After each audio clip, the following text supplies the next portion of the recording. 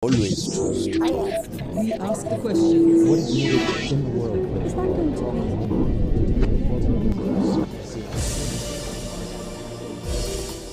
Hello and welcome to this special coverage of the ongoing situation in Turkey after Friday's failed attempted coup, where I'm joined in what is an exclusive interview with the Turkish President Recep Tayyip Erdogan in the capital Ankara, in his first ever live interview to be broadcast on an international network. Mr. President, thank you very much for talking to Al Jazeera.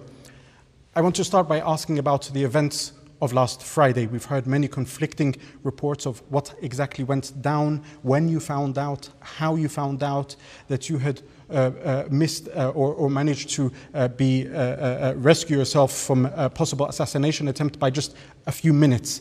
Could you tell us the details of what exactly went down on that fateful evening, please? Well, first of all, thank you very much to all the TV viewers that are watching us in front of their televisions. I would like to send my heartfelt emotions, my gratitude from here, Beştepe, from Turkey. On Friday, 15th of July, around 8 p.m., it was about 8 p.m. and we were in Marmaris. We were there for a vacation of 4 to 5 days, and we received the news. And once we received the news, we tried to contact our colleagues and friends, and our efforts to reach certain colleagues mostly failed. And then we were able to get hold of some people, some colleagues, and then we had a discussion, and after the discussion we decided to have a press briefing, and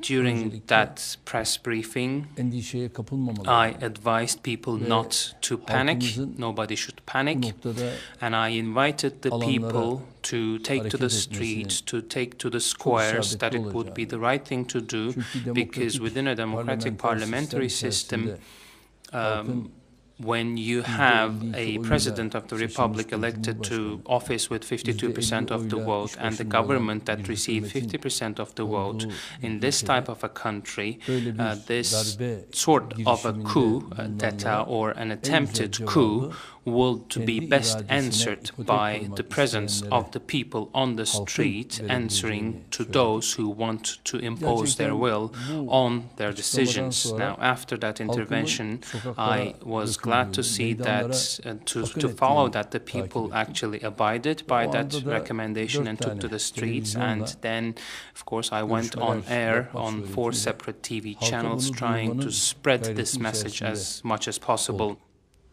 But before we go to the people's reaction, there's one detail that a lot of people are asking about. Who told you about this coup? Because today we heard that one of your MPs from the AK party said that it wasn't the head of the intelligence agency that told you, and that the head of the intelligence agency knew 4 hours before it happened, from 4 p.m. and didn't know. Who told you about it? And also, how did you manage to land safely in Istanbul? Well, we learned it afterwards. While it was my brother-in-law that gave me the first news, but initially my reaction was disbelief when faced with that piece of information, but of course following developments verified that initial information, and when that happened, I had a conversation with the head of the National Intelligence Agency, and in the following process, I was already with the Minister of Energy on site, and then we decided to take a number of steps. And the first step, one of the first steps at least, involved me and my family to take a helicopter from where we were to Dalaman, and from Dalaman to come to Istanbul by taking a plane. When we came to Istanbul, when we arrived in Istanbul, of course, there were some difficult moments there as well. And those difficult moments were, of course, very tough, very difficult to explain, and we had F-16 jets flying at low altitude, faster than the speed of sound, And that was, of course, an effort to instill fear in the hearts of tens of thousands of people who were assembled there. And then we sat down with a number of colleagues in positions of authority, and we planned the aftermath, what was going to follow. And then the following developments were under our control, and it went very well, very positively, and within 12 hours we were able to take the situation under control. With those developments, of course, we were always very careful about one point, because previously we had the Gezi protests and some other events which all provided experience to us. So we also went back upon those experiences, and the commander of the First Army made a declaration. We had the chief public prosecutor from Ankara who also made a declaration that was followed by other prosecutors, and those interventions helped a great deal in taking the situation under control. They were very helpful. Following those events, when we're talking now about what you have done in terms of reaction, not just the popular reaction of the people, but you've carried out, or your government and authorities have carried out arrests of more than 10,000 people. You came out on television and said this was not a military coup, but it was an attempt by a small section within the military to overthrow democracy. Rounding up 10,000 people isn't a small number. Well, within the armed forces, it is impossible to have an exact figure of the people that were involved, but it is clear that it was a minority. And we refer to it as the FETÖ terrorist organization. Now, the minority tried to impose its position and will on the majority. That's what was happening. And by taking steps that night, we had the opportunity of putting an end to that. And when that happened, we controlled it and put it to a stop, brought it to a stop. How is it that something that was so well planned, well thought out, that involved not only the army but the judiciary and other things, as your authorities have claimed by arresting these people, how is it that something like that could happen without your intelligence services preempting it, being aware about it? Well, there is, unfortunately, clearly a lack in our intelligence, a deficiency in our intelligence with this situation, because had we had strong intelligence, then this Fethullah or Gülenist terrorist organization would have never had the opportunity. Across the world, intelligence agencies, of course, they might have their shortcomings or deficiencies. Even the mightiest, the strongest intelligence agency can and does have shortcomings. We saw that in the United States during 9/11, in Russia, in Europe, in Belgium. Everywhere we experience these kinds of situations. What matters is to minimize these kinds of occurrences. Therefore, our intelligence agency has to become much stronger, and we have to, of course, quickly determine the points of weakness, get rid of those, and take the necessary steps. But what I observe is this. On the intelligence side, even beyond technology, the human element and human intelligence is way more important. Therefore, in terms of human intelligence, we will be taking very strong steps. It's what needs to be done. The events of that day, the Gülenist terrorist organization, of course, despite all the structures and measures, despite all the steps they had been taking and they took, this attempted coup was, of course, suppressed, and I do not accept the idea that this suppressed attempted coup was the end of the story. They might have their plans of their own for the upcoming period, but regardless the plans they might have, we have to know and acknowledge one point.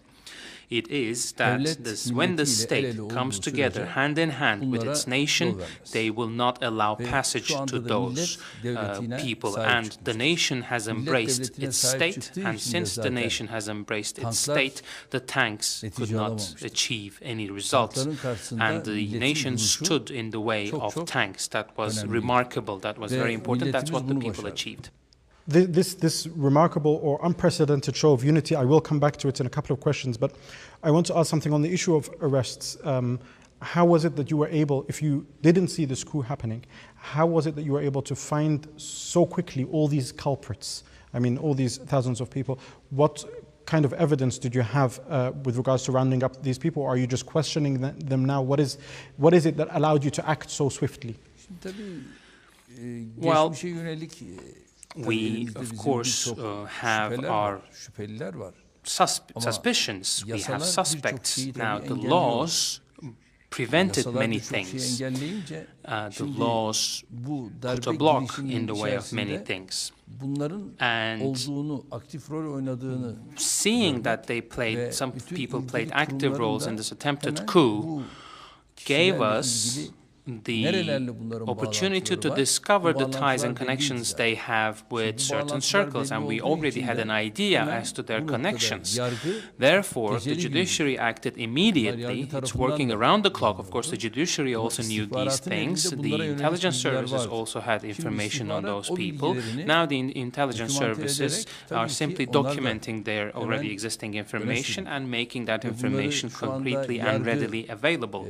And the tensions that are now ongoing and the questionings that are now ongoing, as a result of these, the national police obtained certain pieces of information. The police intelligence, the national intelligence, they are working very heavily and taking additional steps. And I was referring to human intelligence a couple of moments ago. On the human intelligence side, we have started obtaining significant documents and significant pools of data that has started to come pouring in. Right now, we have 9,004 people in detention, in pre-trial detention, and we have 1,933 arrested. So with those in pre-trial detention and people that have already been arrested, it doesn't mean that it's the end of this. It hasn't ended. It hasn't come to an end, in my opinion. So those in pre-trial detention and those that are arrested, I think they will lead us to many more names. That's the reality that's starting to become obvious now. And of course, we will remain within the boundaries of law, because Turkey is a state, is a democratic country where you have the state or the rule of law. So within the boundaries of our laws and legislation, the judiciary will continue working, and as the judiciary will continue to work, the information it obtains will be very important, because we started to now have people confessing to certain things and situations, and those people that are confessing are leading us up to many other names, and those names now have clearer connections and ties with the head of the terrorist organization in Pennsylvania. Mr. President, because of these mass arrests, your allies, or supposed allies like France and the United States, and either their governments or leading media outlets there, have been very critical of you. In fact, they say that, yes, you know, while they were against the coup, they believe that you, or they accuse you rather, of not being democratic either. What is your response to that? Particularly, we heard scathing remarks by France's foreign minister right after. And they're meant to be your allies.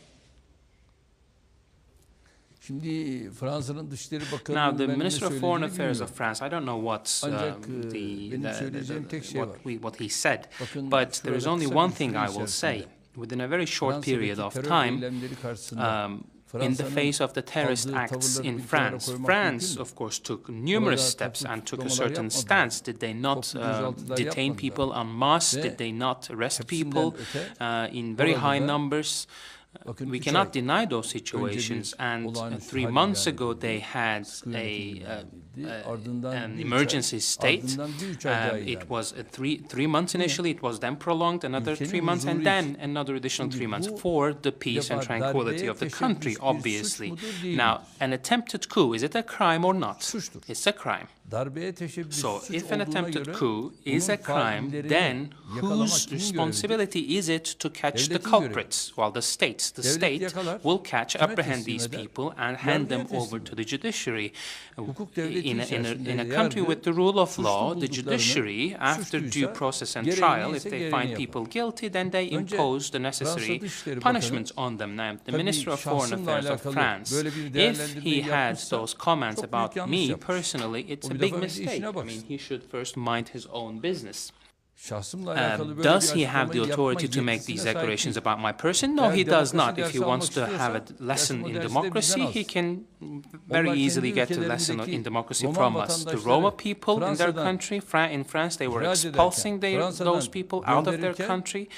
They were sending those people away. So what kind of a thinking did they have in terms of human rights? I think that was a clear example. But in Turkey, we have 3 million Syrians and Iraqis. We're welcoming those people.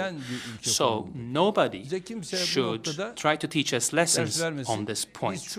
Currently, we're simply trying to find out who got involved in this attempted coup. We are detaining those people, and the state is simply taking the steps it is supposed to take.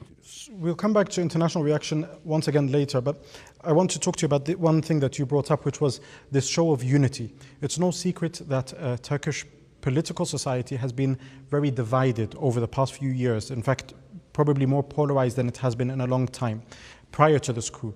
But when we saw tanks roll out into the streets, we saw an unprecedented show of unity. We saw the head of the CHP, MHP, NGOs, those are the main two opposition parties, NGOs, everybody came together against the coup. Will you be using this opportunity? Not only actually, even the media, for example, CNN Turk, which you have criticized yourself and other outlets, they came out against this coup as well. Will you be using this opportunity to try and usher in a new era whereby the situation in Turkey is not so tense, whereby there will be greater collaboration between the different political parties, between yourself and your opponents? Well, we are not a movement that is far and removed from collaboration. Those that insult us find the right to insult us in them, but they should allow, allow us to be critical of the people that insult us. It is our right of criticism, and we have never insulted anyone, and we will never do so. We are simply trying to do everything within the boundaries of law. That has always been the case. Now, we lost 246 innocent people, including those that were unfortunately squashed by tanks. We have 1,500 injured, and given that this is the scale of the events that happened, how can these people continue to say things like Erdogan is this, Erdogan is that, Erdogan is a dictator, or Erdogan is not democratic? What I mean is, we saw, for example, you thanked the opposition and you thanked the parliament for standing against this coup. Would it be far-fetched to imagine or to see maybe in the near future some sort of joint meeting with yourself and leaders of the opposition parties? Because Turkey is under serious threat, not just from the coup. Of course, there is no obstacle to that. We can always do it. Our Prime Minister did it. And I would be more than happy to make these kinds of calls and organize these kinds of meetings, because that is the joint problem of our nation, of our country. We cannot turn our backs on these problems. And I am the president of this nation. So coming together with all of those people would be an honor for me, no problem whatsoever. Yesterday, we heard very interesting developments, which was that the two pilots who were responsible for downing the Russian jet last year, that they were arrested in relation to this coup. Does this mean that when they downed the Russian jet last year, they acted without direct orders?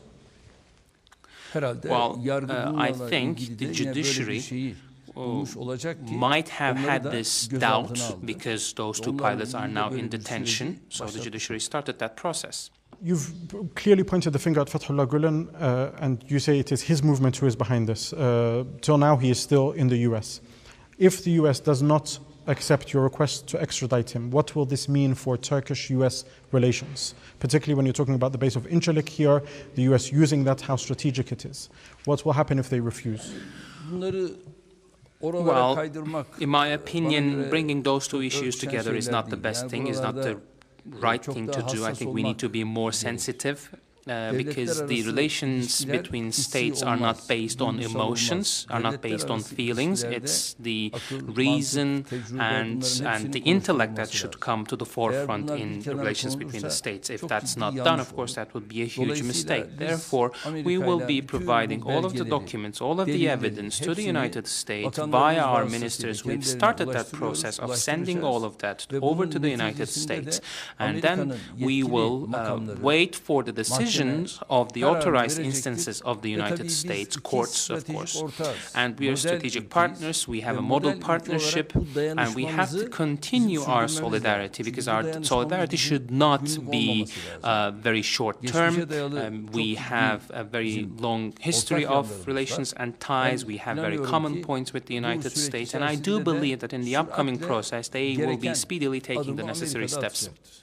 Mr. President, before I asked you about the two pilots who brought down the Russian jet, I wanted to follow up on that, which was right after that incident, I interviewed then Prime Minister Ahmed Davutoglu, and he told me that there were orders given, not specifically for this incident, but the order, it was an open order for anybody who intervenes or crosses over into Turkish territory, that they should be shot down. Why then did this happen if you're saying they are now arrested? Did the plane genuinely go into Turkish territory, or were they too quick? Did they skip the chain of command? What is it that led them to act in this way, or why are they being arrested for this incident? Well, when it concerns their entry into the airfield, yes, it happened. The Turkish airfield airspace was violated, and warnings were issued repeatedly as a result of that violation, and that violation continued back in that incident. But when, of course, the questionings are going to take place, we still don't know if, this event or their affiliations had anything to do with that. Maybe it was not a factor in that, but they might still have ties with Pennsylvania, these pilots, these people in pretrial detention. Of course, the judiciary will do its best to question these people in detention, so those people might have ties with that group. However, there is, at the time, we don't have any clear evidence that it is tied with Russian planes or the Russian plane incident. But what is clear is that since these individuals took part in this attempted coup, since they acted against their own citizens, their own nation, the Turkish Grand National Assembly, our parliament, they bombarded the parliament, their people. They similarly bombarded the presidential complex, and they similarly attacked the offices of the Prime Minister. So those kinds of people, you can expect everything from them. I mean, imagine a scenario where they have tanks, using those tanks to roll over their people, their own people, and they smashed vehicles and cars using tanks. So those people, you can expect everything from them. And at the end of the day, they hopped on a helicopter and they fled from Turkey into Greece. And they looked for other ways of fleeing and getting out of the country. So this is the approach and attitude they have, and their understanding of religion is also very different. I'll give you an example.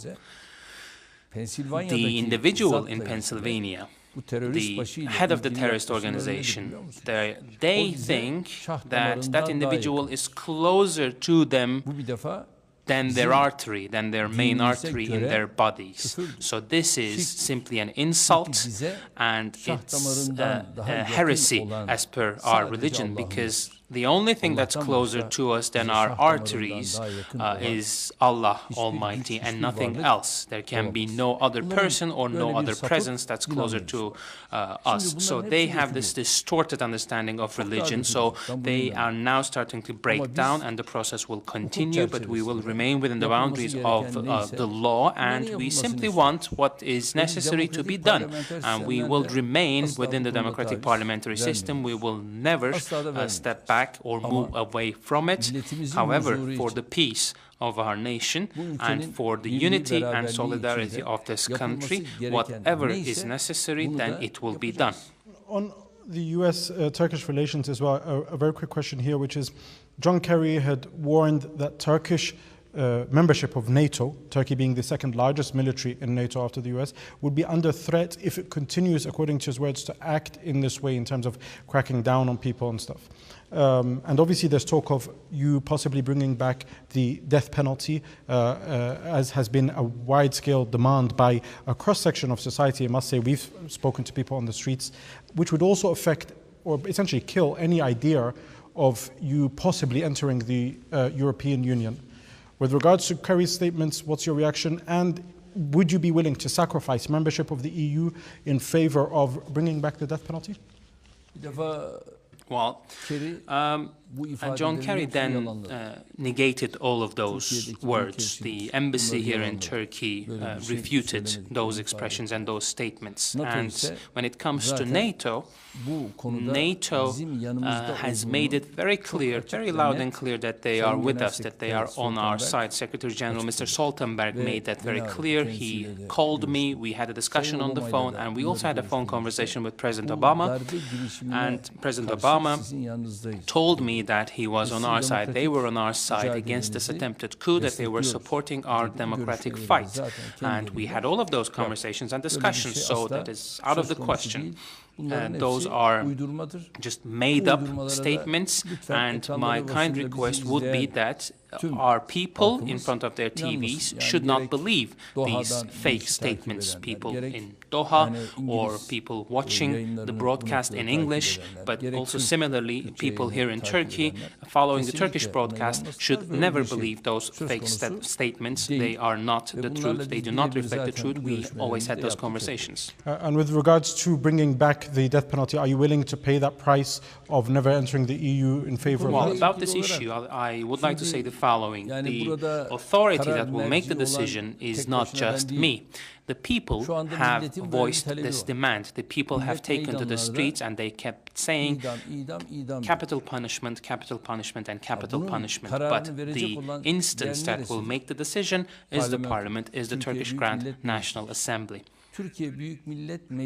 If the parliament makes that decision, then the duty of the authority, the power, is to pave the way for this punishment to be reinstated, reintroduced. If the parliament makes that decision and forwards it to me for approval, I will approve it. I already made that statement, I already made that clear. But one point has to be mentioned: the world is not simply the European Union, right? The European Union is 27 or 28 member states. Do you have the capital punishment or death penalty in the US, in Russia, in China? And in many other countries of the world? Yes. Well, if there's a discussion of this in Turkey, why are people bothered? For 53 years, we have been knocking on the door of the European Union. They have kept us waiting for 53 years.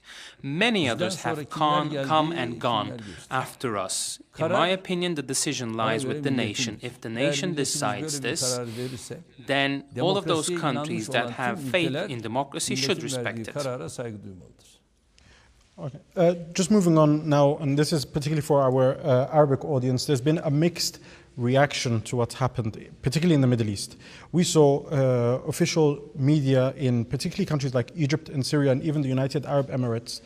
Their official newspapers printed the next day that the coup had succeeded, that Erdogan had either fled to Germany or gone somewhere. At least I can confirm you're not in Germany. We are here in Ankara. But what is your response to that? Why do you think they were so swift in essentially declaring your demise? Well, since Friday, I did not leave the country. I have not left the country. I've been here. Germany and other places, it's out of the question. It simply isn't true. It's mere speculation.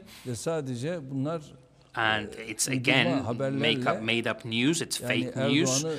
And they're trying to portray Erdogan in a difficult situation according to their own reason or logic. But we have to be clear. Now, Sisi is a coup plotter, just like the people we have in Turkey right now. Sisi used weapons and arms to topple Mursi, that was democratically elected, and he was the chief of staff and minister of defense of Mursi, right? And this behavior of Sisi, can we respect it? Thousands of people were killed. He killed thousands. Can we respect that individual? That individual has nothing to do with democracy. He is not a democrat by any definition. Now, another step or stage would be Syria. Now, in Syria, Assad is a killer, is a murderer. 600,000 people, Syrians, were killed in Syria, and he still continues killing people. If people that have faith in democracy in the world take these positions seriously, then it's the own decision of the nations of those countries. But as we speak, Syria is a country that's longing for democracy, and they are looking forward to the time their will be reflected in the government. The same for Egypt, but not under the shadow of weapons, without weapons. In Turkey, it's the polar opposite, the complete opposite scenario. You have a president that got 52% of the vote of the people, Erdogan, and then the Gülenist terrorist organization attempted what happened. And who will side with these people is known by us. We know it. Even right now. Were there other foreign countries, do you think, that were complicit in this coup attempt?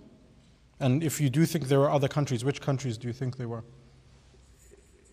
There might be other countries involved as well. The Gülenist terrorist organization also has another superior mind, if you will. And I think the time will come when those connections will be deciphered. We have to be patient. And those superior minds are guiding them. The coup plotters followed the instructions from that superior mind. But I don't think that it will take long, because the judiciary is acting, and I think all of those connections will come to the light of day. So statements are being taken, and very interesting words are being used during those statements. And now we have had a series of publications of those statements. For instance, you have one individual who said that the head of the Gülenist terrorist organization is the individual in Pennsylvania. He says that he never had one-on-one contact with the individual, but he says he knows full well that everything is being directed from there. I think similar statements will follow. We just have to be patient. We have around 5 minutes left, so I want to squeeze in two questions, if you don't mind. The first, what was unique about this coup attempt was not just the unity of the people, but also the means in which they combated and resisted this coup, even yourself. What was iconic, I remember I was in the studio watching at the time where you had your iPhone FaceTiming. Now, a lot of your critics and opponents say that it is ironic, as far as they're concerned, that you used new media even though new media has come under attack. What is your response to that? These accusations that for some reason they believe that there isn't free press in Turkey, or that you have some sort of vendetta against the press? Well, Cemal, as far as I know, you would be in a position to know if the media, if the press in Turkey is free or not, because Al Jazeera, of course, has people and offices here in Turkey. I have never been against media, and there have been numerous insults and libels against my family, and those outlets continued broadcasting. But in this incident, even them said that they were on the side of the president, because that direction would also doom them, would also be the end of them. And in Turkey, the freedom of expression, I have always supported the freedom of expression in Turkey to its fullest degree and extent. However, freedom of expression should not turn into a tool of attacking other people's freedom of expression. It doesn't give you the right. You need to remain within your own space of freedom of expression. You should not overreach. Insult is never freedom. Criticism, of course. I have always defended these points. I'm still defending these points. I will continue doing so in the future. My final question to you, Mr. President, is this, and it's a personal one. You lost a very dear friend of yours. We saw you at his funeral. This coup attempt, you managed to flee with your life with a few minutes. Are you scared for your life? Well, what we are supposed to do is take measures, and we will take measures, and the rest is the decision of Allah. But how do you feel? I understand the decisions, but how do you feel? Yesterday I was in Istanbul. We were initially supposed to have this interview in Istanbul with you, but then I had to quickly leave Istanbul to attend meetings here in Ankara. So I came to Ankara and we're having this interview with you in Ankara. Where are we? Well, we are in Ankara in the presidential complex, and last night I had the president of Georgia here. I welcomed him. We had a meeting with him. Today we had the National Security Council meeting, which was then followed by the Council of Ministers meeting. And in a short while, the outcome of the Council of Ministers meeting will be held in a press conference setting. So all of our ministers are here. We're working. We have a lot to do, and we will never allow the peace in this country to be broken, to be shattered. And we will also shortly have a video conference to address the people in squares and in the streets across different parts of the country.